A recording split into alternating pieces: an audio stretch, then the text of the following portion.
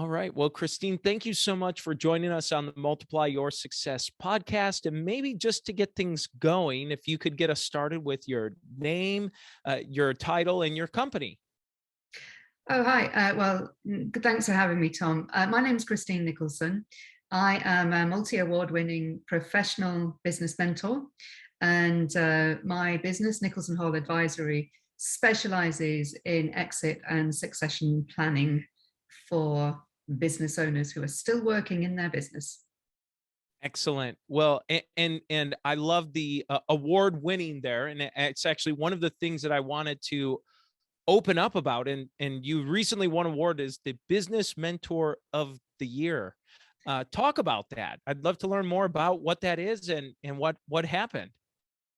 So a lot of awards are where you actually apply for the awards. But all of the awards that I've got so far, I've been nominated by my clients. And it was the craziest thing where I always tell my clients, go and get some awards, go and apply for them, put your hat in the ring. And because I did that, some of my clients went and looked for some awards, actually saw a couple of awards that they thought, that would be a good award for Christine. So they just nominated me without me knowing.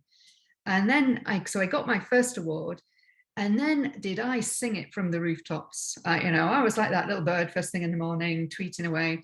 And as a result, my other clients who hadn't nominated me for the award were then aware of other awards that they then nominated me for. And all of a sudden I went from nothing to 6 awards in less than 2 years. So it's one piece of advice, like if you see an award, put your hat in the ring. You'll be amazed at how many people go, oh, I'm never going to win that. So you've got such a much greater chance.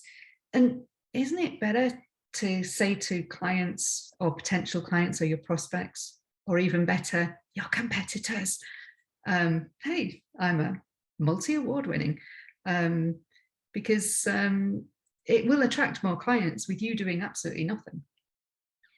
Yeah, absolutely. And that's great advice. And congratulations, by the way, on the awards that you didn't apply for. So that's always it's always a testament to the quality of work you're doing when those you're serving feel compelled to take that extra step to recognize you and your efforts. Yeah. And again, it's one of the things I say to clients, if you are applying for awards yourself, and you need support, make it really easy for your customers to support you. It's a bit like reviews, Google reviews and reviews on your website, and if you're in the industry, TripAdvisor and those kind of things. Don't expect your customers to go and do it. Make it really easy for them by asking them. I ask all my clients for Google reviews, and they're always overjoyed to give them. Yeah, you're absolutely right. And I put myself in the shoes of a customer or a client getting asked. Whenever I get asked, I'm always happy to do it. So why would I not ask my clients? Because they probably would be happy to do it as well. Or, most of them will take the time. And usually these forms don't take very long, maybe 5 minutes or less to complete and send in and do that. Yeah. Well, I'd love for you to talk about one of the things you mentioned in the onboarding form is you said there's one single thing that a business can do to make the biggest impact on their business value and what they're doing. So I'm going to ask that early because it just intrigued me because I wanted to know what that one thing was. So would you start with that if you don't mind? Oh, yes. It's my favorite 2-word answer. And it's called let go, because the biggest challenge with most businesses in terms of their value, and the biggest challenge for most business owners is letting go. And the more that you as a business owner are working in your business, the less your business is worth. So if you want to make it worth more, you can literally start right now by spending less time in your business, and you can do that tomorrow.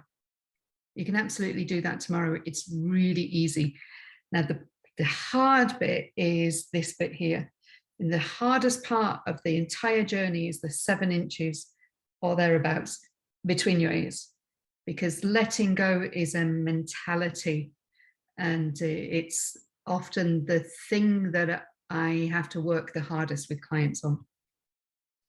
Well, that's a great point, and I know I see that in myself. It is very hard, especially when you start a business and you love what you do. It's Yeah. very hard to want to pull back when you enjoy serving your customers and your clients and helping them with whatever product or service that you might be offering. So, do you have any kind of steps or suggestions to maybe get someone started on that letting go, or recommendation of to start with? Absolutely. I think the first thing is actually recognizing that when you've started or founded something, in the early days, you were doing 3 jobs. You were the owner, you were kind of directing it and looking at the strategic objectives, the long horizon, and you were looking right down at your feet in terms of you were the technician in if I think about e-myth terms. And those 3 roles kind of stack on top of each other. And as you get bigger and you start to employ people, those roles should start to separate out, but they never do. They kind of stay stacked, and they get closer and closer together. And separating them almost becomes like separating Velcro. Like, you have to start at the edges. You can't separate Velcro from the middle. You have to start at the edge. So the first thing is actually recognizing that you've got 3 jobs or 3 roles, and understanding what the difference between those 3 roles is.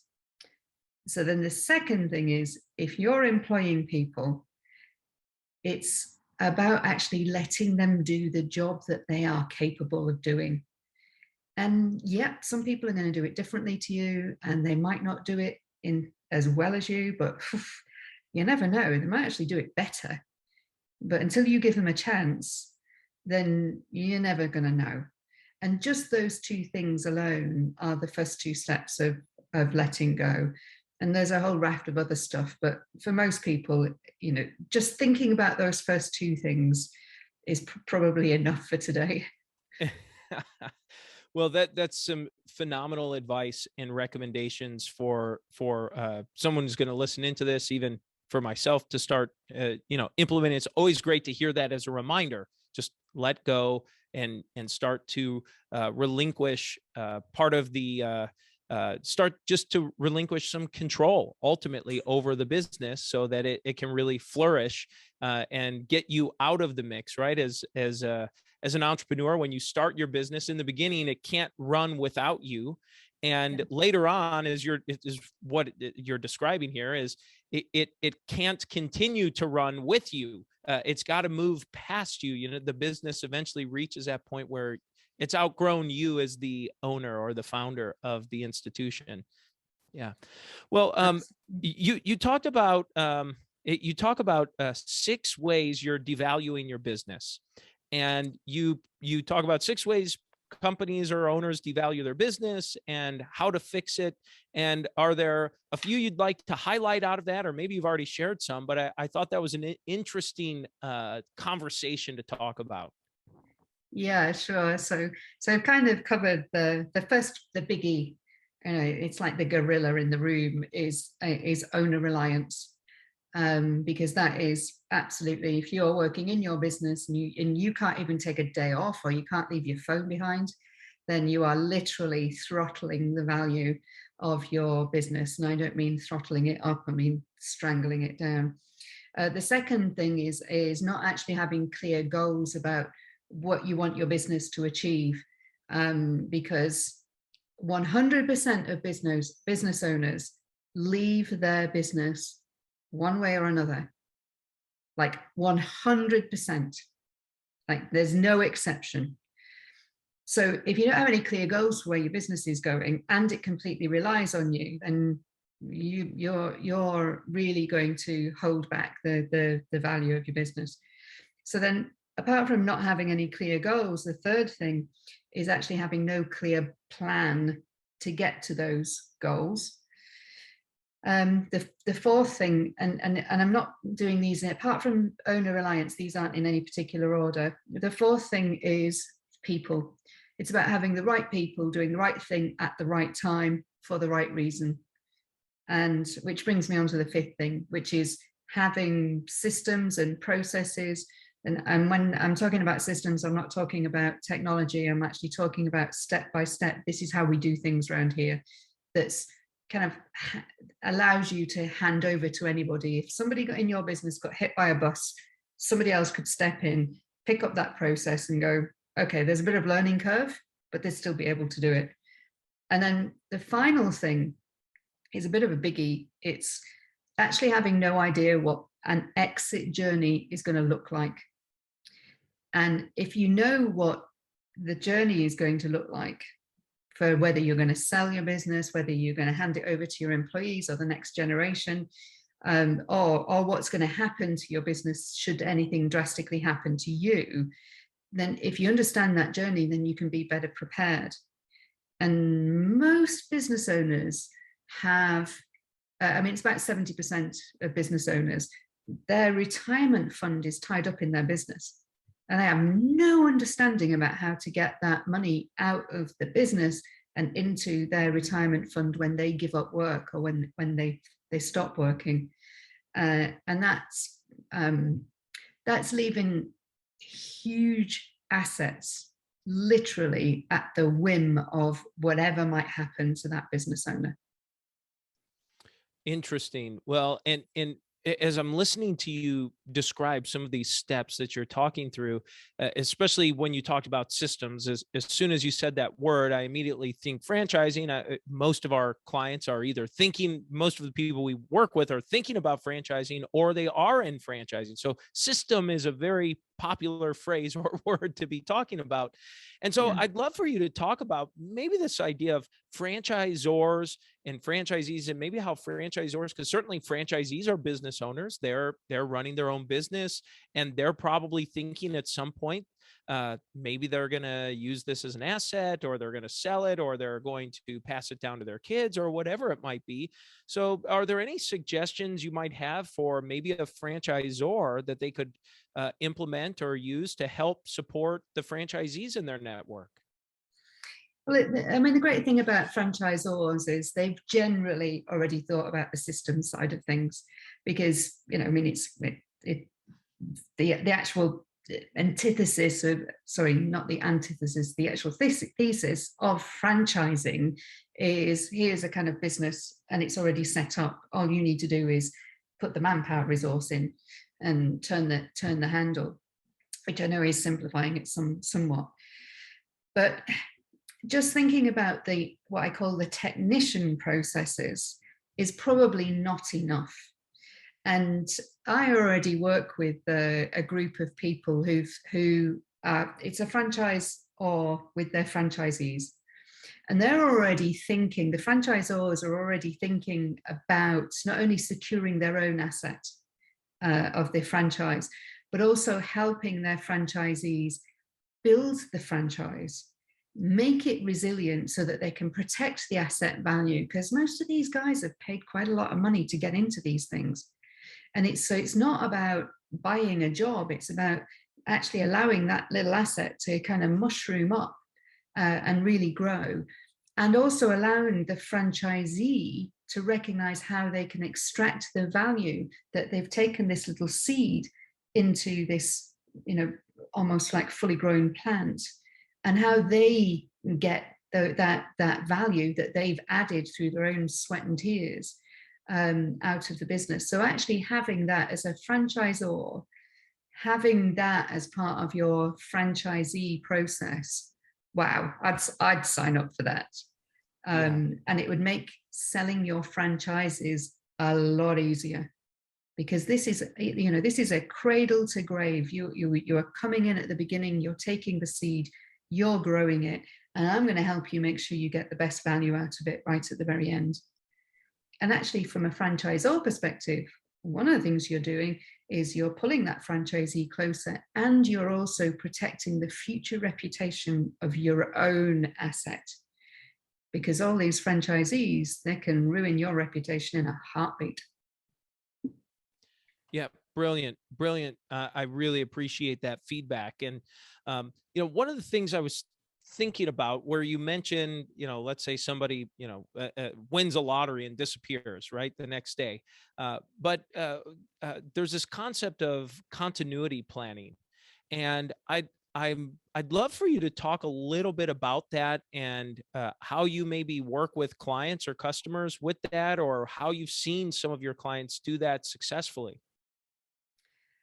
Right. So certainly continuity and succession planning is really the heart of what I do with the business owners, because if you're working in your business as a business owner, you need to find a way out of that day-to-day really quickly.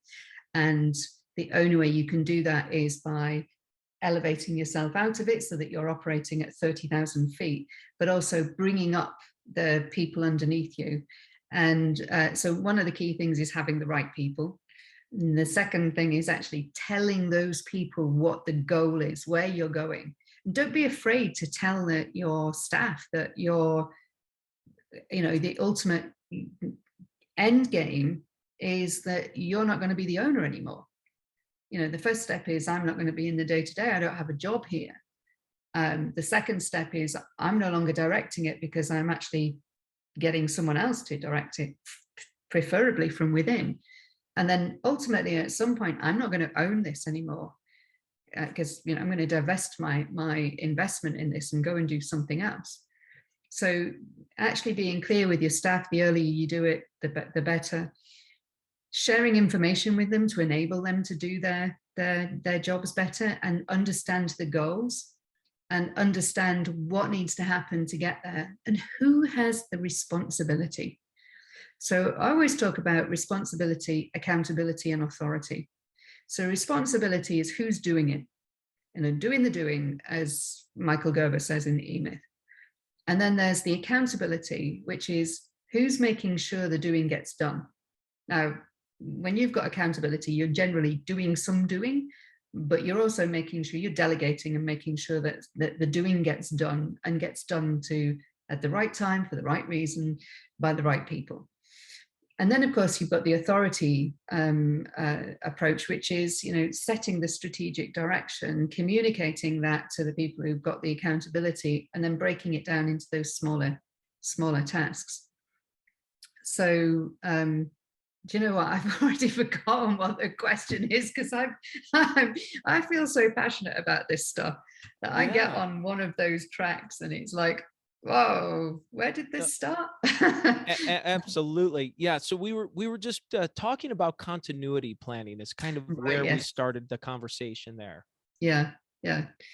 Like, if I could give anybody one piece of advice, it's always recruit someone better than you, who is going to push you up, who's going to elevate you to a higher position, because they'll be ambitious to get to the next seat. And then when you're in the next seat, they'll be ambitious to get to that next seat, and they should be pushing you up. Okay. Do not recruit people who need you, because they're going to pull you down and you're going to stay in the weeds. And if you're ambitious, you're going to be wanting to be at the top of that elevator. You're going to be wanting to be in that ditch. Phenomenal advice. Phenomenal. Well, Christine, this is a great time for us just to transition here, where we ask every guest the same 4 questions before they go. And the first question we ask everyone is, have you had a miss or two in your career, and something you've learned from it? Oh, hell yes. Look, one of the things that kind of annoys me mostly about entrepreneurial interviews is that they're always going on about the success. And actually, failure is a fundamental part of most people's success. Most people actually fail more than they succeed. It's just that when they do succeed, it's because of all the lessons they've learned from the failures. So I have had some massive ones. I started in e-commerce, and it took a lot of time to get over my ego to close that down, because I recognized that I had got the wrong product, I was in the wrong market, and I was working for a minimum wage. and it was boring. So, once I got over my ego, I did that. But I know that's one obvious failure, but there's been a million others. Yeah. Well, thank you for sharing that. And candidly, it's one of the reasons we like asking that question is we very often learn so much from those missteps, or maybe something we thought was the best decision or a great choice at the time, but later learned, well, in fact, it was not. Well, let's talk about a make. We've talked about several. Are there any others you'd like to highlight? In terms of make, hmm, a couple of years ago, I was approached by someone who asked me if I'd join a pilot program to professionalize business mentoring, and I was a bit skeptical about it. I am so glad I did it, because this single step of going through this accreditation process is what ultimately helped me define what I do as a business mentor. And it's made everything in my business so much easier ever since. And it was just a lucky break in terms of a very casual conversation that went off in a direction that I couldn't have imagined. And it did genuinely change my life.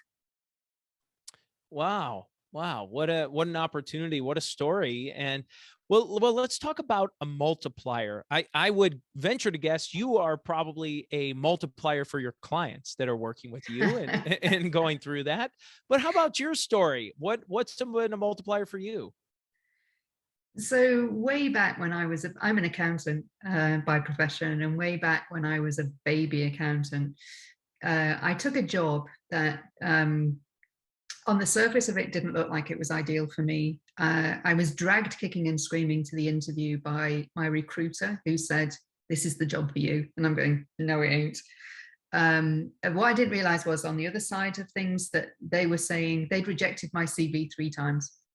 And the recruiter was saying, "No, no, she's the right person for you." And the interviews were terrible. I don't know how I got the job. And the job had 2 lines: keep us legal, add value to the business. And it turned out to be the apprenticeship of how to exit multiple businesses over a 4-year period. And it was everything. It taught me everything that I do with clients. And it's allowed me to then use that as an absolute multiplier. I don't work with clients unless I can multiply, add at least one multiple to the sale value of their business. But it was that, again, kind of a lucky break. I was very fortunate to have a recruiter who just knew that we were made for each other. A bit, it's a bit like blind dating. Sometimes you think, really, do my friends really know me? And then you've been introduced to the love of your life, and that job absolutely made me. Wow. Wow. Well, and the final question we like to ask every guest, Christine, is what does success mean to you? Well, if you saw me about 2 hours ago, I was up to my ears in well-rotted organic compost, digging my garden. And for me, success is being able to do what I want to do when I want to do it. The sun was shining. I knew it was only going to be out for an hour. I got to dig my garden, and it was a real joy. So doing what I do at the moment means that I can serve my clients when it suits them, means I can get out and dig my garden, and actually seeing the positive impact. So that you have, knowing that you can see someone in pain, you work with them for a period of time, you see their pain significantly reduce or eliminate, and then you can sit back and go, "Hey, do you know what? I did a really good job there." So mostly that is success, and it's really nice to be paid to do something that I absolutely love doing. Well, thank you. I love that. And Christine, what I'd love for you to share here is how someone can get in touch with you or learn a little bit more about what you're doing, and how they can get a copy of your book, and I'd love for you to share a little overview on that as well. Great. So my website is businessmentoruk.com. And you can find out pretty much everything about me on there. I'm pretty open about my background. And I've written 4 books, and my latest book is Sell It. And it is the ultimate guide for business owners to understand the exit journey, whether they're selling or any other exit, as most of it is pretty common. And it will actually stop them, hopefully, making some mistakes and add some serious value to their business. You can definitely download a copy. It's on Amazon, as all my other books are. But if someone contacts me directly through my website, I'm really happy to send them a print copy. Well, thank you very much. And as we bring this to a close, is there anything you are hoping to share or say that you haven't had a chance to yet?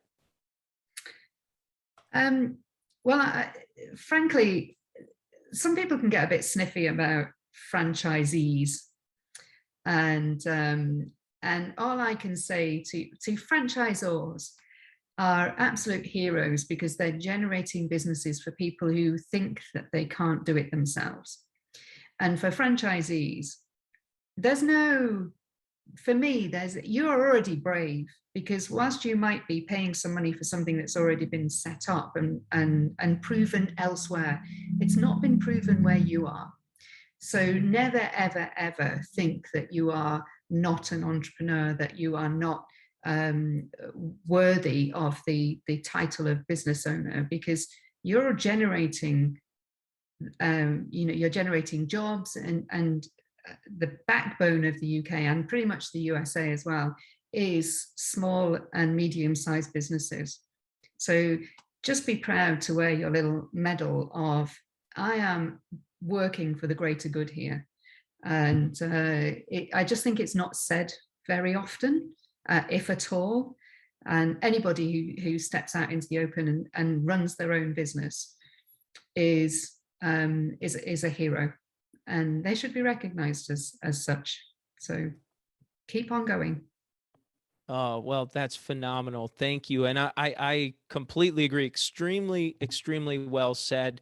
Franchisees are out there doing their thing. They're running their own business. They're doing, it's part of a system and a model that has had a track record of success elsewhere. But to your point, not where they are in most cases when they open. They're very often the first right in that location or right in that territory that they're opening up. So, Yeah. well, I really appreciate your time here, Christine. Thanks so much for being a guest and for being so gracious with your time and answers. No, thank you so much for having me on, and I hope everybody who is listening got at least one thing that they can do immediately to improve their lives and the value of their business.